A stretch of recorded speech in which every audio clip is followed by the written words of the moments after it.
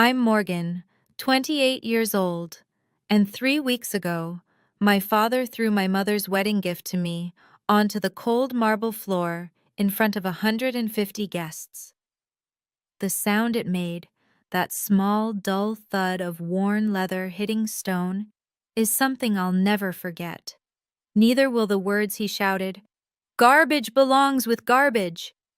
He was talking about my mother, about her gift, about me.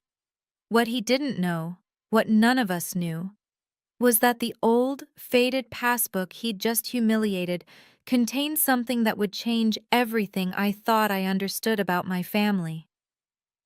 When I took it to the bank a week later, the teller looked at me like I'd just walked out of a vault. She went pale. Then she whispered, "Ma'am, please don't leave." Before I tell you what happened next, please take a moment to like and subscribe, but only if this story resonates with you. And if you're watching from somewhere around the world, drop a comment telling me where you are and what time it is there. I'd love to know. Now let me take you back 2 months before the wedding, when everything started to unravel. My family wasn't poor. That's the first thing you need to understand. My father, Richard Donovan, owned a mid-sized real estate company in Connecticut. Not Fortune 500, but comfortable. He drove a Mercedes E-Class, collected Rolex watches, and made sure everyone at the country club knew exactly how self-made he was. Growing up in our 5-bedroom colonial in Greenwich, I learned early that success had a specific shape in my father's eyes, and it didn't look like me. "If you'd been born a boy," he told me once when I was 12, "I'd have someone to pass the business to." I was standing right there, his only child. Apparently not enough. My mother, Helen, existed in the margins of our house. She cooked, she cleaned, she smiled at dinner parties and laughed at my father's jokes. And every morning, she went to her part-time job at the local library, a job my father never missed an opportunity to mock. "What do you even do there?" he'd sneer.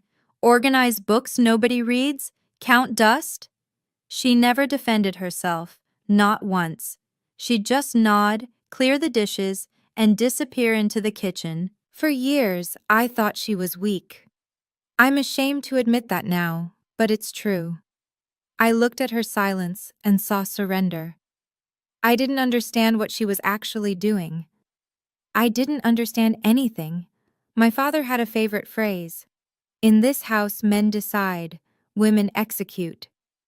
He said it like it was wisdom, like he was passing down some ancient truth instead of just cruelty wrapped in tradition. And for most of my life, I believed him. I believed that my mother had nothing, that she was nothing without him. I was so incredibly wrong. I met Daniel Mercer on a Tuesday in October during a field trip. I teach 3rd grade at Riverside Elementary. Yes, the career my father considers a waste of potential. I was chaperoning 23 8-year-olds through a construction site tour when I literally bumped into the architect explaining load-bearing walls. Daniel caught my elbow before I fell into a pile of lumber. His hands were warm. His smile was warmer. "Careful," he said. "This is a hard hat zone." I wasn't wearing a hard hat. Neither was my heart. We dated for 2 years before he proposed. 2 years of dinners where he actually asked about my day. 2 years of someone looking at me like I mattered, not for what I could provide, but for who I was. Daniel's family was different from mine in every way that counted. His father, Harold Mercer, ran Mercer Development, a commercial real estate firm that made my father's company look like a lemonade stand. But you'd never know it from how they treated people. The first time I met Harold and Catherine Mercer, they asked about my students. Not my family's net worth. Not my prospects. My students. "3rd grade is such a pivotal year," Catherine said, pouring me tea in their Manhattan penthouse. "That's when children really start to discover who they are." I almost cried. Nobody had ever talked about my work like it mattered before. When my father found out who Daniel's family was, something shifted. Suddenly, he was interested in my relationship. Suddenly he wanted to meet my boyfriend. Suddenly his daughter, the teacher, was making connections. He called me for the first time in 6 months the day after I announced my engagement, not to congratulate me, to ask about Harold Mercer's portfolio. "I'll pay for everything," my father announced, 3 days after meeting Daniel's parents. I was sitting in his home office, the one with the mahogany desk and the framed photos of buildings he'd developed. He'd never invited me in here before. The leather chair creaked as he leaned forward, his eyes bright with something I'd never seen directed at me: interest. The whole wedding, venue, catering, flowers, everything. Consider it my gift. I should have been suspicious. My father had never spent more than $50 on my birthday presents. Suddenly he wanted to drop $80,000 on a wedding? But Daniel squeezed my hand under the table and whispered, "Maybe he's trying to change." I wanted to believe that. God, I wanted to believe that so badly. So I said yes. Within a week, my father had booked Westbrook Country Club, a venue he wasn't even a member of, but desperately wanted to be. He'd selected the caterer, the florist, the band. He'd designed invitations with gold foil lettering that cost more than my monthly salary. The guest list had 150 names. I recognized maybe 30 of them. "Business associates," my father explained when I asked. "Important people." Important to whom?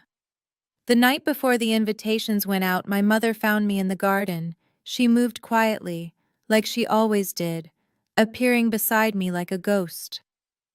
"Morgan," she said softly, pressing something into my hand.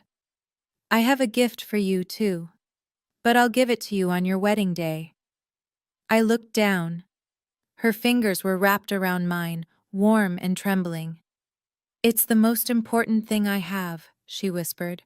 "Remember that, no matter what anyone says." I didn't understand then, but I would. The morning of the wedding, I sat in my childhood bedroom and thought about my mother. There's a memory I'd almost forgotten. I was 15, homesick from school, wandering the house in my pajamas. I'd gone looking for crackers in the kitchen and heard something from my parents' bedroom. Counting. My mother's voice, soft and rhythmic, like a lullaby made of numbers. I'd crept to the doorway and peeked inside. She was sitting on the edge of the bed, a small notebook in her hands, a stack of bills on the comforter beside her. Not a lot of money, maybe a few $100s, but she was counting it like it was gold. When she saw me, her face changed. Not guilty exactly, something else, something I couldn't name. "Just grown-up things," she'd said, tucking the notebook into the old oak jewelry box that had belonged to her mother. "Nothing to worry about." I never asked about it again. Kids don't, do they? We assume our parents' secrets don't concern us. But sitting in that same bedroom 15 years later, watching the morning light stream through the curtains, I wondered, what had she been saving for, and why did she have to hide it?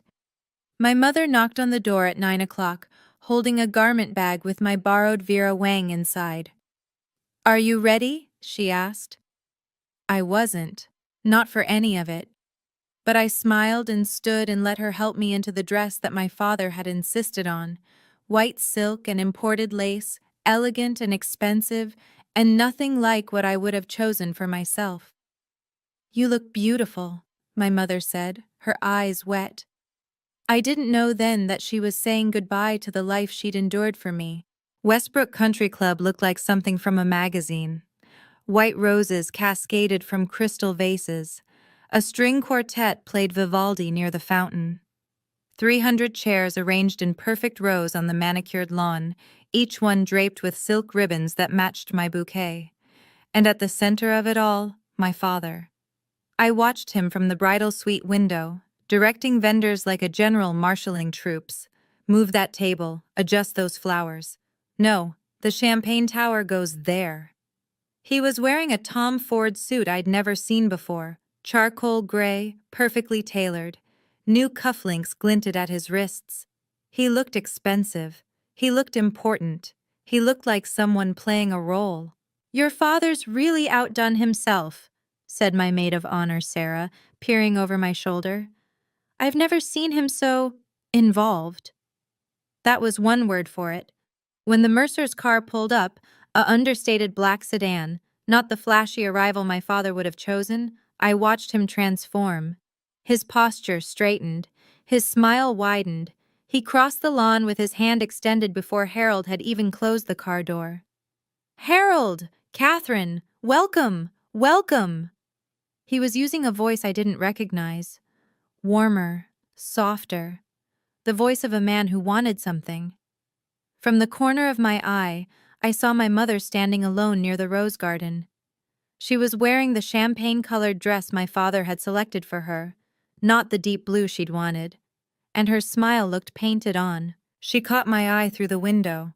For just a moment, something passed between us, something sad and knowing. Then my father's voice boomed across the lawn. "Let me give you the grand tour," and my mother's face went blank again. The ceremony was beautiful. I know that sounds strange, given everything that came after. But standing at the altar with Daniel's hands in mine, watching his eyes fill with tears as I said, "I do," that part was real. That part was ours. "I love you," he whispered as he slid the platinum band onto my finger. "No matter what happens, remember that." I didn't know then why he said it that way, like a warning, like a promise against something coming. The minister pronounced us married. Daniel kissed me softly, and 150 people applauded, most of them strangers my father had invited. I looked out at the crowd during that kiss. My father was beaming at Harold Mercer, not at me. He was already calculating, already networking, already using my wedding as a business opportunity. And in the front row, my mother sat alone.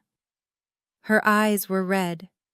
Her hands were clasped in her lap so tightly her knuckles had gone white. She wasn't smiling. "Mom's been crying all day," I murmured to Daniel as we walked back up the aisle. He squeezed my hand. "Wedding emotions. It's normal." But something in my chest said it wasn't normal. Something said my mother wasn't crying from happiness. At the cocktail hour, I watched her hover near the edges of conversations, always alone, always watching my father work the room. Once, she reached out to touch his arm, and he shook her off without even looking. "Not now, Helen." 3 words, spoken like she was a fly buzzing near his champagne. She withdrew her hand slowly, carefully, like she'd learned to make herself small. I should have gone to her then. I didn't. That's something I'll regret forever. The reception started at 7, and by 8, my father was drunk. Not falling down drunk. Richard Donovan would never embarrass himself that obviously. But the kind of drunk where his voice got louder and his stories got bigger and the truth got flexible.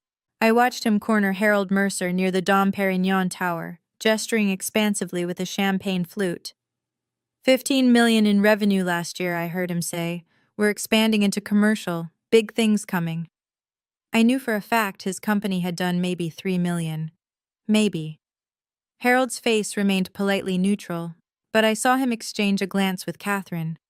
The kind of glance married people share when they're both thinking the same thing and don't want to say it. "Your father seems enthusiastic," Catherine said, appearing beside me at the dessert table. I wanted to apologize, to explain, to somehow separate myself from the performance happening across the room. "He's excited about the wedding," I managed. Catherine touched my arm gently. "I'm sure he is, dear." But her eyes said something different. Later, I'd learned that Harold had already done his research, that he knew exactly how big my father's company wasn't, that the whole charade had been transparent from the start. But in that moment, I just felt the slow creep of dread, the sense that something was building, pressure behind a dam. My father's laugh rang out too loudly. He clapped Harold on the shoulder like they were old friends. He was performing so hard I could almost see the sweat on his forehead. And my mother stood in the corner, watching, silent, waiting. For what, I didn't know. Not yet. Ladies and gentlemen, it's time for the family gifts. The MC's voice cut through the champagne chatter, and guests began drifting toward their seats. This was my father's favorite part. He'd been planning his presentation for weeks. He took the stage first, naturally. Daniel, Morgan, he began, his voice carrying that artificial warmth I'd come to recognize. From the Donovan family to yours, a check for $50,000 for your future. He held up an envelope made of Italian leather, embossed with gold. The guests applauded. I smiled the smile I'd learned from my mother. Pleasant, empty, expected. $50,000 we both knew he'd borrowed against his credit line. $50,000 that was really an investment in Harold Mercer's good opinion. Thank you, Dad, I said, because that was my line. Harold Mercer went next, his approach completely different. No fanfare, no performance. He simply handed Daniel a small Tiffany blue box. A key, he said simply, to a brownstone in Brooklyn Heights. It was Catherine's grandmother's place. We thought you two might like to start your life there. The room went quiet. A brownstone in Brooklyn Heights was worth... I couldn't even calculate it. I watched my father's face. For just a moment, a split second, his mask slipped. I saw the comparison register. Saw him understand that his $50,000 check had just been completely eclipsed. His jaw tightened. His smile became something else. How generous, he said, his voice just slightly too sharp. And then the MC called the next name. And now, from the mother of the bride, Helen Donovan. My mother rose from her seat, and I saw she was holding something small, something worn, something old. My stomach dropped. I didn't know why. Not yet. My mother didn't use the microphone. She walked to where Daniel and I sat at the head table, her steps careful, measured. In her hands was a small book, maybe 5 inches by 3, bound in faded blue leather that had worn soft at the corners. Morgan, she said, her voice barely above a whisper. The room had to strain to hear her. This is my gift to you. She pressed the book into my hands. It was a passbook, an old-fashioned bank passbook, the kind they stopped issuing decades ago. First National Bank was stamped in gold letters on the front, though the gold had mostly flaked away.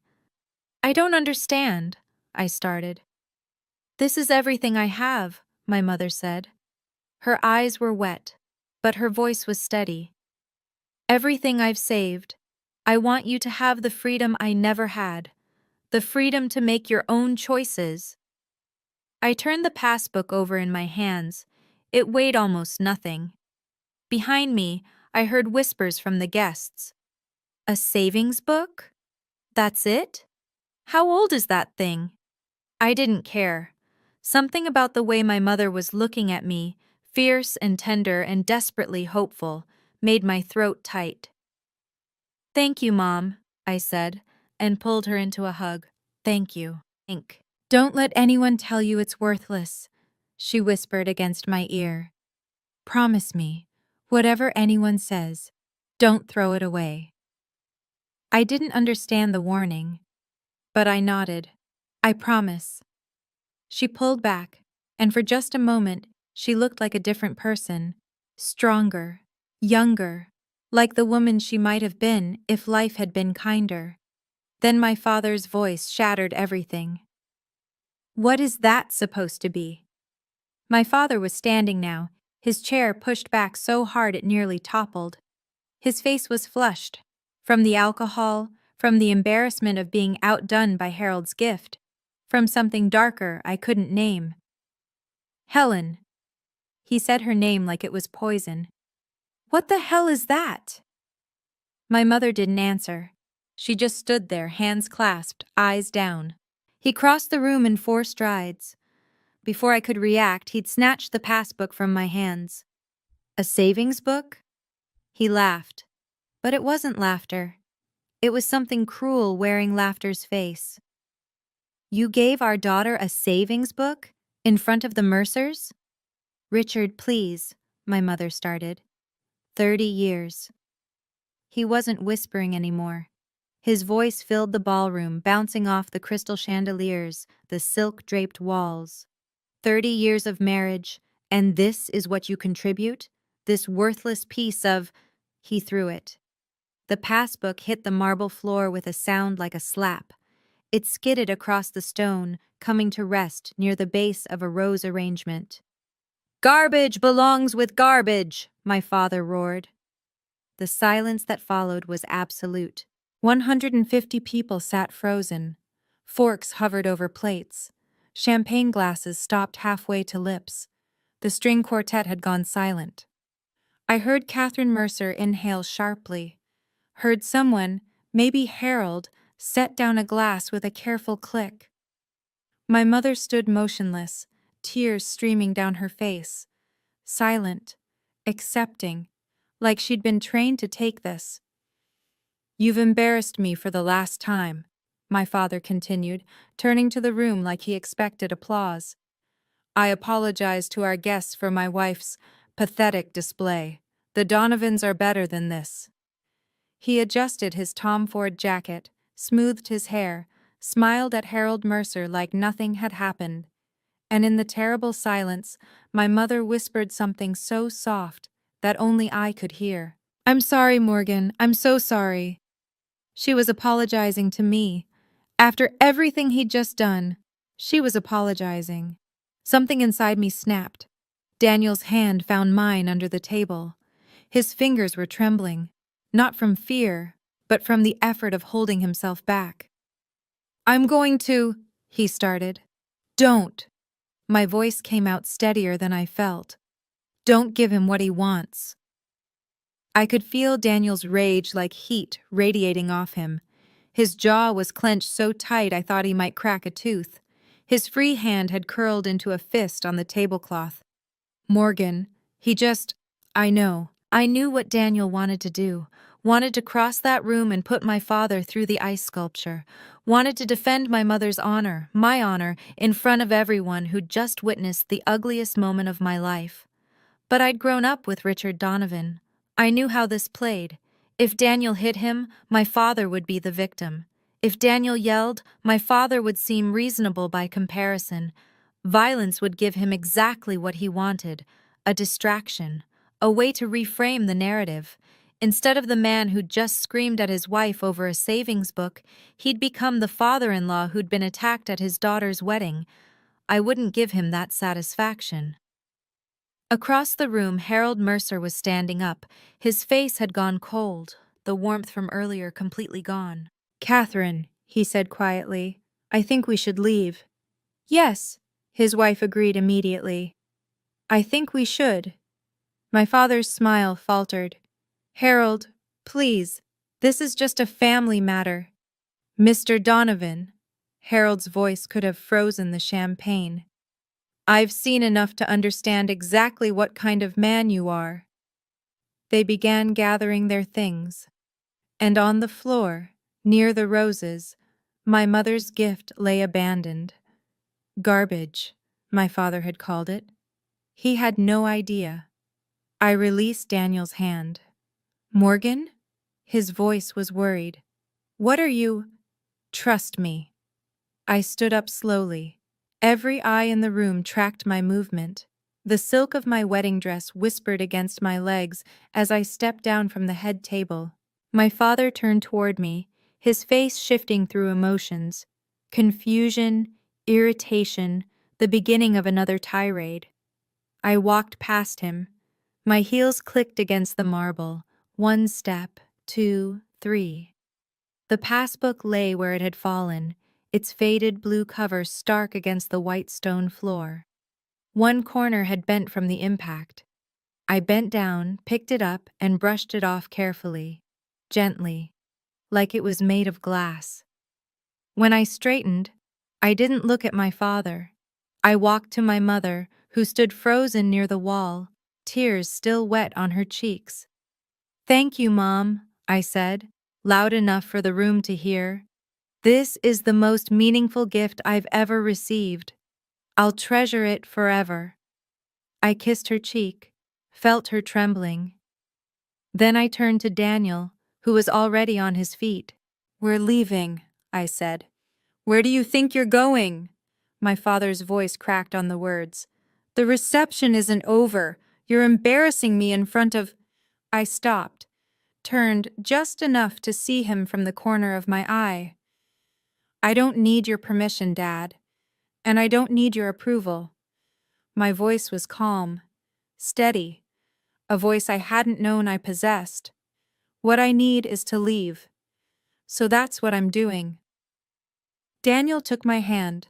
Together, we walked toward the door. Behind us, my father was still shouting. Something about disrespect, something about everything he'd done for me. I didn't hear any of it. I just kept walking. The brownstone in Brooklyn Heights was quiet. Harold and Catherine had given Daniel the key months ago, but we'd planned to save it for after the honeymoon. Instead, it became our refuge on our wedding night. Daniel ordered Thai food. Neither of us ate much. I sat on the window seat, still in my wedding dress. I hadn't had the energy to change, and watched the lights of the city blur through the glass. The passbook sat on the cushion beside me, its worn leather warm from my hand. "You don't have to look at it tonight," Daniel said softly. "Whatever's in there can wait." I know. But I couldn't stop touching it, running my fingers over the embossed letters, wondering what my mother had meant by freedom. "She stayed for me," I said suddenly. "All those years, she stayed for me." Daniel sat down beside me, careful not to disturb the passbook. "You don't know that for sure." "I do." And somehow, I did. The way she'd looked at me today, the way she'd said, "I want you to have the freedom I never had." It wasn't just about money. It was about choices, about being trapped so long you forget there's a world outside the cage. "What do you want to do?" Daniel asked. "I don't know yet." But that wasn't entirely true. There was one thing I knew for certain. "My mother told me to go to the bank," I said. "First National, the Greenwich branch. She said to ask for a Mr. Patterson." Daniel was quiet for a moment. "Tomorrow?" I nodded. "Tomorrow." Through the window, the Manhattan Bridge glittered in the distance. Somewhere out there, my father was probably still raging. I didn't care anymore. I was done letting him control my life. My phone started buzzing at 6 in the morning. 17 missed calls, all from the same number. The voicemails ranged from fury to desperation, cycling back and forth like a broken record. First message: "You humiliated me in front of everyone, in front of Harold Mercer." Third message: "I'm cutting you out of the will. You'll get nothing." Seventh message: "Morgan, sweetie, Dad's sorry, okay? Dad had too much champagne. Let's talk about this." 12th message: "You ungrateful little—" I stopped listening. Daniel watched me block the number, his coffee growing cold in his hands. He didn't try to talk me out of it. "My mother texted," I said, pulling up the message. Her words were brief, careful, like she'd thought about each one. "My dearest Morgan, I'm so sorry for what happened. Your father doesn't know what he threw away. Go to First National Bank, Greenwich branch. Ask for Mr. Thomas Patterson. Show him the passbook. He'll explain everything. I love you more than you will ever know. Mom." I read it 3 times. "What do you think it means?" Daniel asked. "I don't know." I looked at the passbook on the coffee table, its faded cover innocuous in the morning light. There's an account number inside, a few old deposits. The last one was in 2003. The balance says $847. Daniel frowned. "That's not nothing, but it's not exactly life-changing." "No, but my mom said it's the most important thing she has." I picked up the passbook, feeling its weight, or lack of weight, in my palm. "And she said to go to the bank." So that's what I was going to do. Whatever secrets my mother had been keeping, I was about to find out. First National Bank's Greenwich branch looked like it had been there since before the town existed. Stone columns framed the entrance. Brass fixtures glowed in the morning sun. The kind of old money elegance that made my father's McMansion ambitions look exactly as desperate as they were. Daniel held my hand as we walked through the revolving doors. Inside, the air smelled like leather and old paper. Tellers in crisp uniforms worked behind mahogany counters. A security guard nodded at us politely. "Can I help you?" A young woman, her nameplate said Emily, smiled at us from the first window. "I have a Passbook account," I said, sliding the worn leather booklet across the counter. "I'd like to check the balance." Emily took it with a slightly puzzled look. Passbooks were relics of another era, but she scanned the account number into her computer without comment. Then her face changed. I've replayed that moment 1,000 times in my memory. The way her eyes went wide, the way her fingers stopped moving, the way she looked at the screen, then at me, then back at the screen. I'm sorry, could you excuse me for just one moment?" She didn't wait for an answer. She pressed a button under her counter and disappeared through a door marked Employees Only. Daniel's hand tightened on mine. "What just happened?" "I don't know." But my heart was pounding. Something was wrong, or something was very, very right. Through the door, I could hear muffled voices, then footsteps. Then the door opened again, and a silver-haired man in a three-piece suit emerged. He looked at me with an expression I couldn't read. "Mrs. Mercer?" he said. "I'm Thomas Patterson, branch manager. Would you please come with me?" He gestured toward a door marked Private Banking. "And please," he added quietly, "don't leave." Let me pause here for just a moment. If you've ever been made to feel small by someone who was supposed to love you, if you've ever been told that your dreams weren't worth pursuing or that your contributions weren't valuable, I want you to know you're not alone. And sometimes the things that look the most ordinary are hiding something extraordinary inside. What do you think was in that account? Drop your guess in the comments before we continue. Now, back to the bank.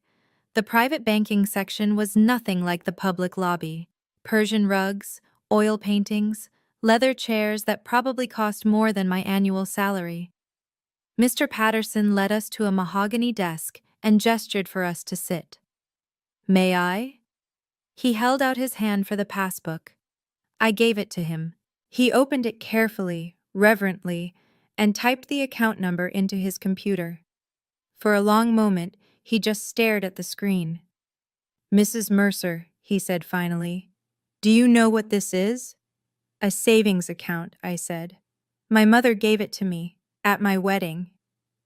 "It's more than that." He turned the monitor so I could see it. "This passbook is the key to a trust account that was established 25 years ago. Your mother is the settlor. You've been the designated beneficiary since birth." I looked at the screen.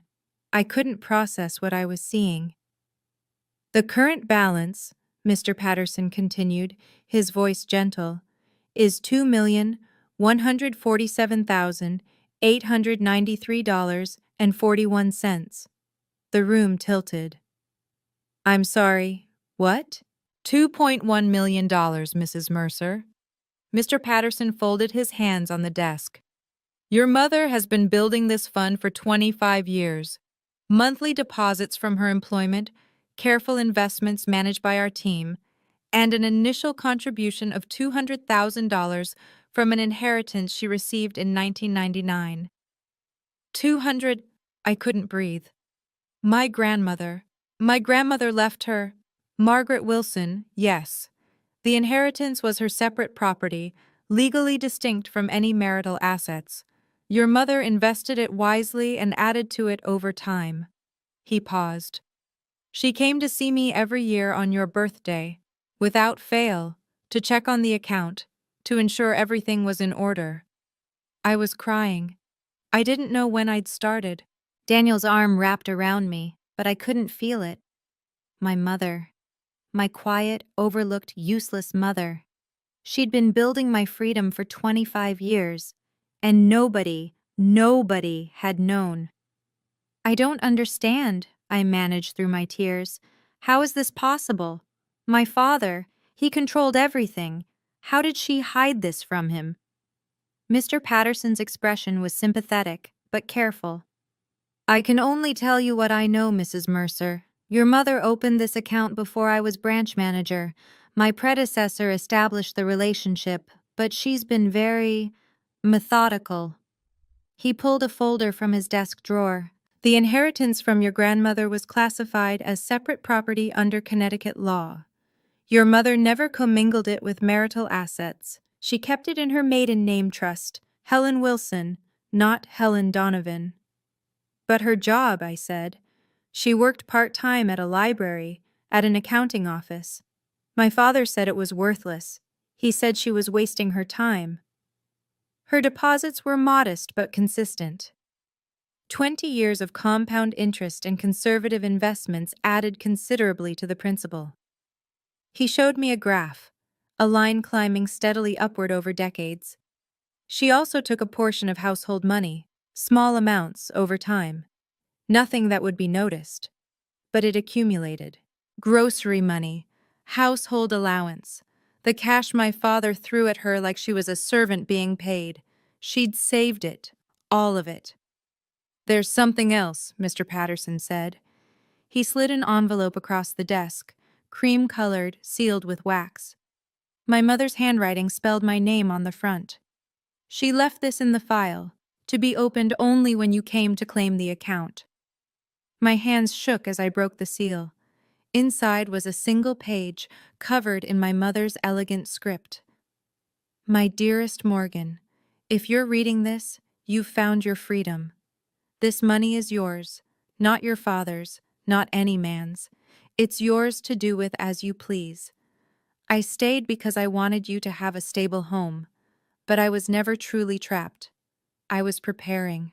All my love, Mom. I read the letter 3 times before I could speak. She wasn't weak, I whispered. All those years I thought she was just accepting it, taking his abuse, letting him treat her like nothing. Mr. Patterson was quiet, giving me space. She was playing the long game. Daniel's voice was full of wonder. 25 years, and he never knew. There's additional documentation, Mr. Patterson said carefully. I'm not certain if you're aware, but your parents have had a legal separation agreement in place for approximately 20 years. I looked up sharply. A what? A separation agreement. They remained in the same residence, but your mother's financial and legal interests were protected. It was unconventional. He hesitated. I believe she stayed for you, Mrs. Mercer, until you were grown, until you were safe. 20 years. 20 years of sharing a house with a man who mocked her, dismissed her, made her feel like nothing. And the whole time, she'd had an escape hatch, a plan, but she'd stayed, because of me. I need to call her, I said, reaching for my phone. I dialed with shaking hands. She picked up on the first ring. Morgan? Did you go to the bank? Mom. I was crying again. Mom, why didn't you tell me? All those years, why didn't you ever tell me? Her voice was thick with tears, too. Because you were a child, and children shouldn't have to carry their parents' secrets. You needed to believe in the family, even if the family was broken. You needed stability. You sacrificed everything. No, sweetheart. I sacrificed nothing. I invested. She laughed softly, wetly. I invested in you. And now it's time for us both to be free. That word again. Freedom. For the first time, I understood what she meant. What do you want to do now, Mom? The question hung in the air between us, between 2 women who had both spent their lives under Richard Donovan's shadow. I want to leave, she said. The words came out like an exhale, like something she'd been holding in for decades. I've already spoken to my lawyer. The divorce papers are ready.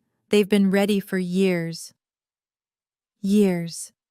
She'd been waiting, planning, biding her time until I was safely out of that house, safely married, safely beyond his reach. I have an apartment, she continued. Small, but it's mine. Near the library in New Haven.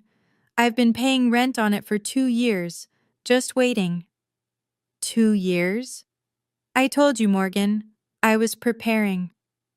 There was a smile in her voice now. Not bitter, not sad, but something like triumph. Your father never looked at the household accounts closely. He thought money was beneath him. He just handed me cash and expected me to make it work. So she had. She'd made it work in ways he never imagined. What about you? She asked. What do you want to do with the money? I looked at Daniel, who was watching me with quiet support. At Mr. Patterson, who was pretending not to listen while organizing papers.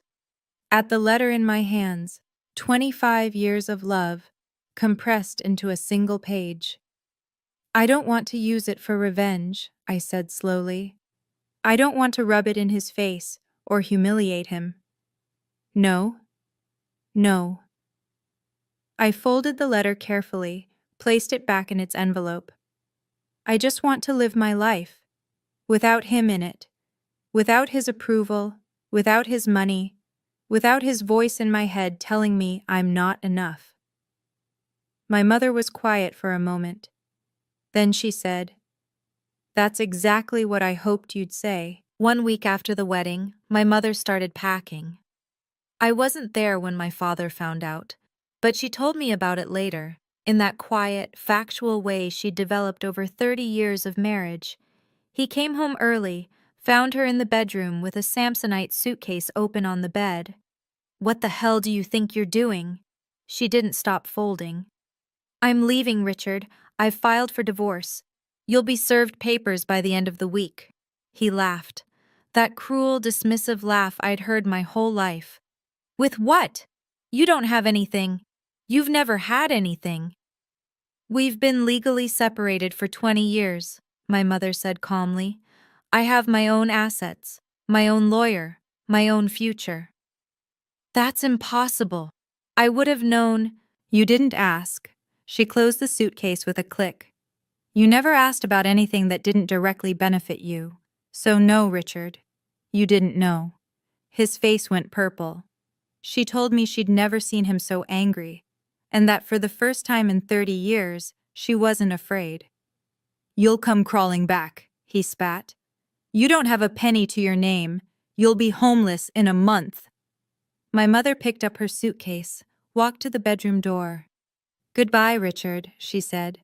"I hope you find whatever it is you've been looking for in other people's admiration, because you certainly won't find it in your family anymore." She walked out. He stood in that empty bedroom, surrounded by the expensive furniture he'd bought to impress people, and realized, perhaps for the first time, that he was completely alone. Not because he'd been abandoned, because he'd driven everyone away. My phone rang at 9 p.m. that night. I'd unblocked my father's number, not because I wanted to talk to him, but because I wanted to know when he finally understood what he'd lost. "Morgan." His voice was ragged. "What did you do? What did you tell your mother?" "Nothing, Dad." I kept my voice level. "Mom made her own choice. She said she has money. That's impossible. She's never had. You must have given her something. You and that Mercer family, you must have." "This isn't about the Mercers. This isn't about me." I took a breath. "Mom has been preparing for this for 20 years. You just never noticed because you never looked at her. Not really." Silence on the line. "She can't do this to me," he said finally. "I need you to talk to her. Tell her I'll change.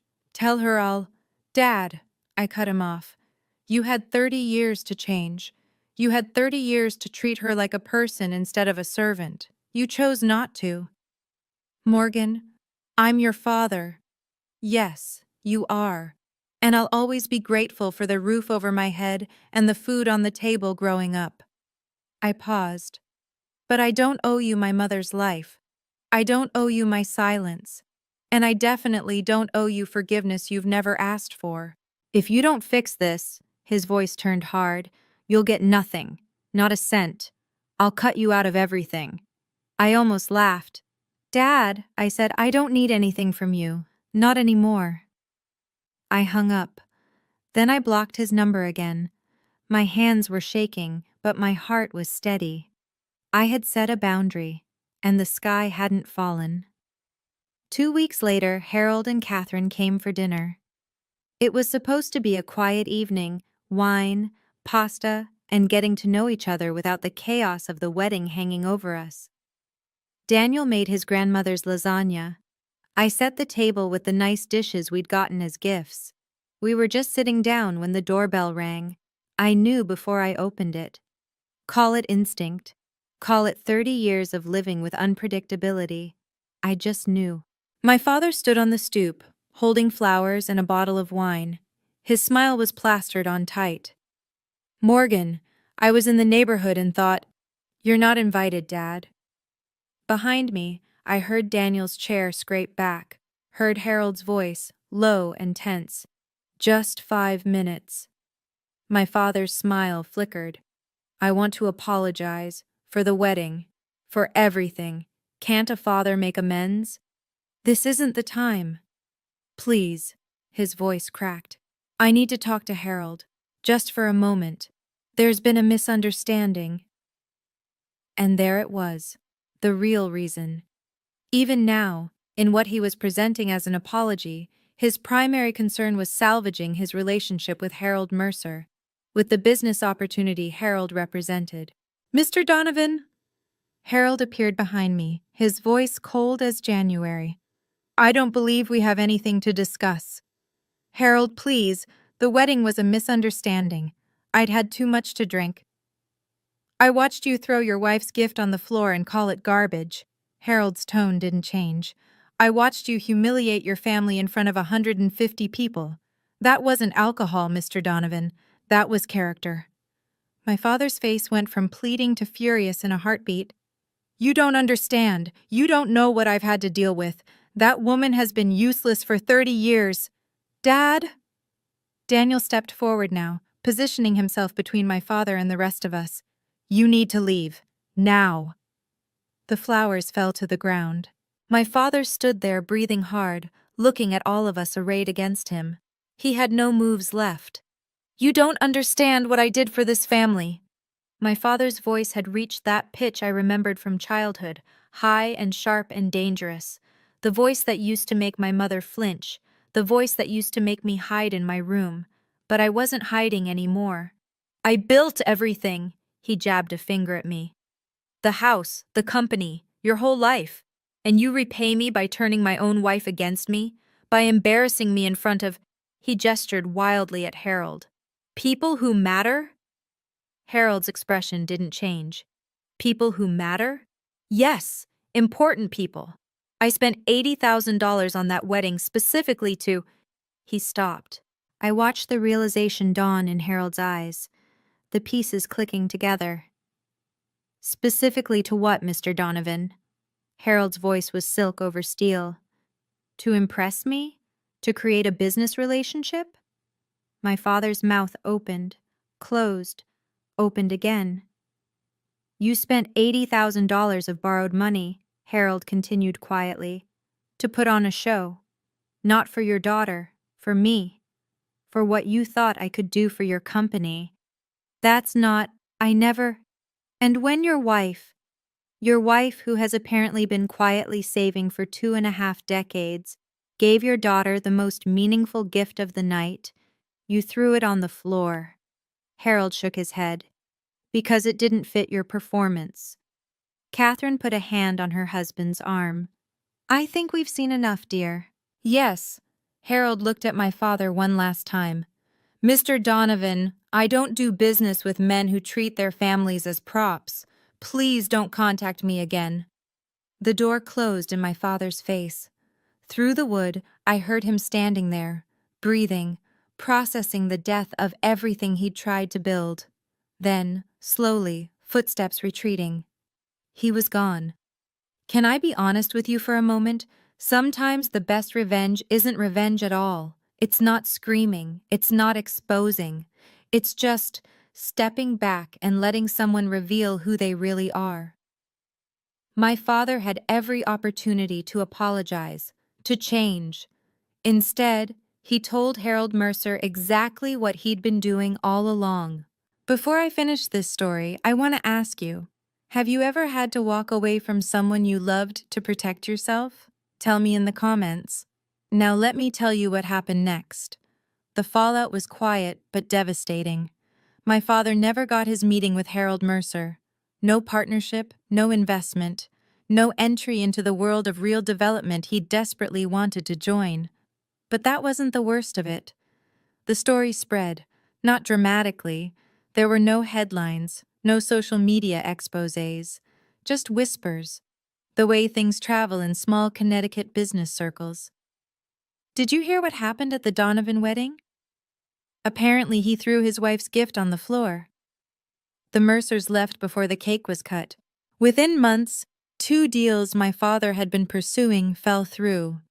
Nothing official, just politely declined meetings, unreturned phone calls, lunch dates that never got scheduled.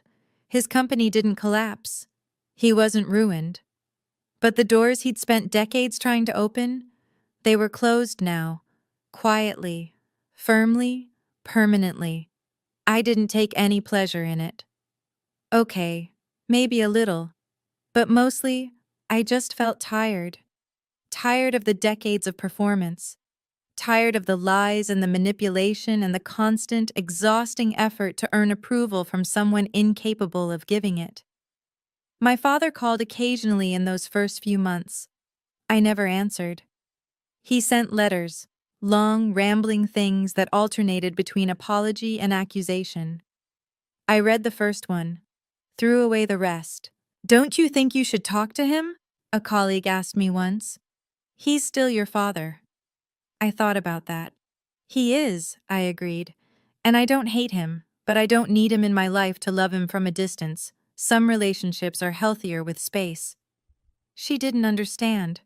That was okay. Most people don't understand until they've lived it, until they've had to build walls just to survive. My mother bloomed. There's no other word for it. In the months after she moved into her New Haven apartment, I watched her transform into someone I'd never met before. She cut her hair short, something my father had forbidden for 30 years. She painted her living room yellow, her favorite color, the one he'd called tacky. She volunteered at the library where she'd once worked, not for money now, but for joy. I forgot what it felt like, she told me over lunch one day, to make a decision and not have to defend it, to just be. The divorce finalized quietly. My father couldn't contest anything.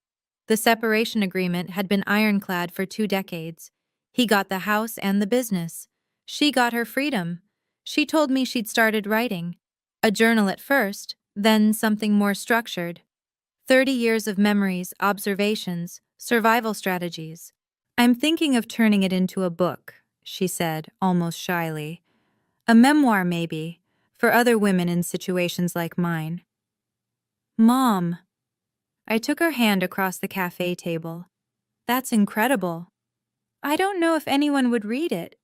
I would read it, and I think a lot of other people would too." I squeezed her fingers. "You have a story worth telling." She smiled, a real smile, not the painted-on version I'd grown up watching. "You know what I realized?" she said. "All those years, I thought I was weak for staying, for not fighting back. But I wasn't staying because I was weak. I was staying because I was building something. A future for you. And now—" She gestured around at her small, sunny apartment. "Now I get to build something for myself." It was the bravest thing I'd ever heard. People asked me what I was going to do with the money. $2 million, life-changing money, quit your job money, buy a mansion and never work again money. I kept teaching. I know. It sounds crazy, but here's the thing. I didn't become a teacher because I couldn't do anything else. I became a teacher because I love it. Because every day I get to watch 8-year-olds discover that they're capable of more than they thought. How could money replace that? But I did use it. Carefully, meaningfully. I worked with a financial advisor to establish a scholarship fund, the Margaret Wilson Education Fund, named for my grandmother, whose inheritance had started everything. Every year, it would help 5 students from low-income families attend college. "Why not your name?" Daniel asked when I showed him the paperwork. "Because it's not about me." I signed the final document. It's about continuing what my mother started, using silence and patience and small, steady actions to change lives. We bought a house in Connecticut, not Greenwich, not my father's territory, but a quiet neighborhood where the schools were good and the neighbors waved hello. 3 bedrooms, a backyard, a kitchen big enough to cook Sunday dinners. And I started teaching a new unit to my 3rd graders: financial literacy, how to save, how to plan, how small actions, repeated over time, can build something enormous. They were too young to fully understand, but someday they would. "You're really not going to quit?" my friend Sarah asked, incredulous. "Why would I quit?" "Because you could do anything, travel the world, start a business, buy a yacht." I laughed. "What would I do with a yacht?" She didn't get it. That was okay. The best things in life aren't measured in square footage or horsepower. My mother taught me that. My father and I haven't spoken in 18 months. He still calls sometimes, not often, but enough that I know he hasn't forgotten I exist. Birthdays, holidays, the occasional random Tuesday when he's probably had too much scotch and started thinking about legacy. I don't answer. I don't block him either. It's a strange position to hold, loving someone you can't be around, understanding them while refusing to accept their behavior, mourning a relationship that was never what you needed it to be. "Will you ever forgive him?" Daniel asked me once. I had to think about it. "Forgiveness is a process," I said finally, "not a moment. I'm working on letting go of the anger, the hurt, the years of feeling like I wasn't enough." I paused. "But forgiveness doesn't mean letting someone back into your life so they can hurt you again. Those are 2 different things. So you won't see him? Maybe someday. For a funeral, a hospital visit, something that requires family to show up regardless of history." I shrugged. "But Thanksgiving dinners, birthday parties, introducing him to his grandchildren?" I touched my stomach, too early to show, but we'd just found out. "Not until he can demonstrate real change, and not just change for a week or a month, change that sticks." Some people thought I was being too harsh. Others thought I wasn't being harsh enough. Here's what I've learned. You can't make everyone happy. You can only make choices you can live with. And I could live with distance. I could live with boundaries. I could live with loving my father from afar while protecting myself and my family from his chaos. It wasn't perfect, but it was honest. And sometimes, honest is the best you can do. 3 years later, I'm sitting in my kitchen, watching my daughter eat scrambled eggs. Her name is Margaret, Maggie for short. She has Daniel's eyes and my mother's stubborn chin and a laugh that fills every room she's in.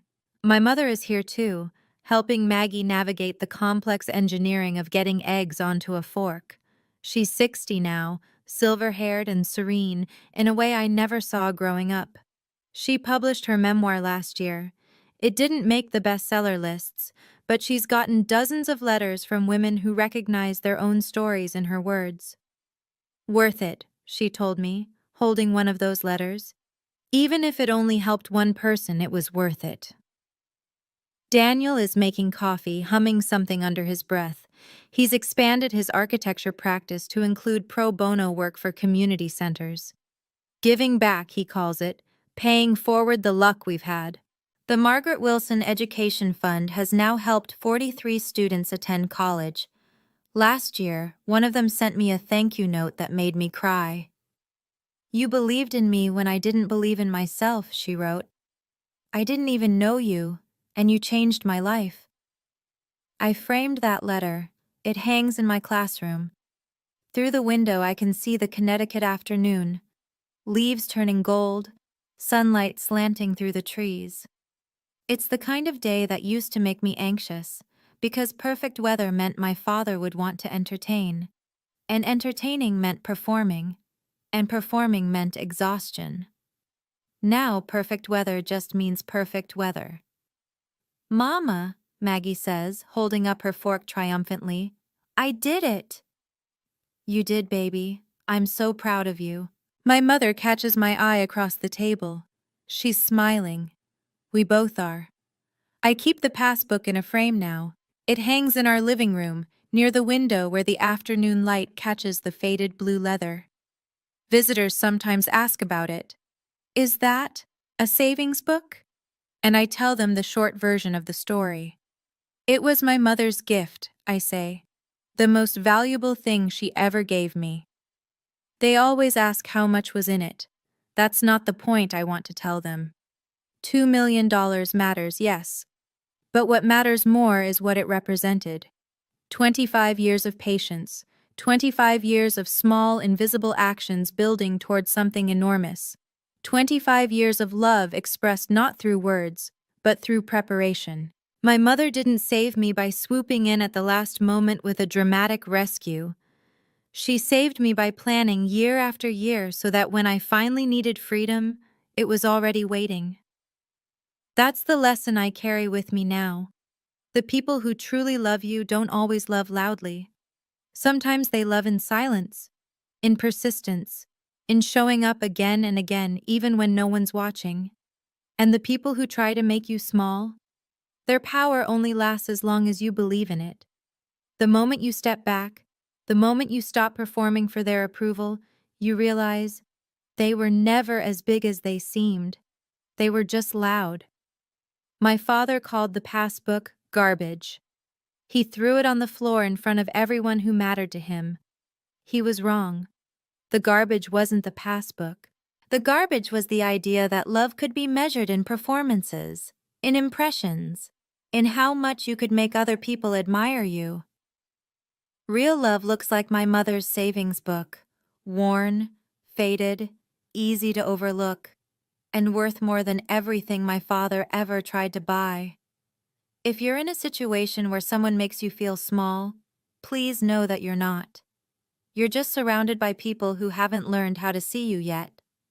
One day, you'll find the ones who do, and everything will change. That's my story. Thank you for staying until the end. Thank you for listening. Thank you for being here. If this resonated with you, if you've ever had to walk away from someone you love to save yourself, I'd love to hear your story. Drop a comment below. I read every single one. And if you want to hear more stories like this, stories about quiet strength, unexpected justice, and the power of patience, please subscribe and hit the notification bell so you don't miss the next one. The link to more stories is in the description below. Until next time, take care of yourself. You're worth it.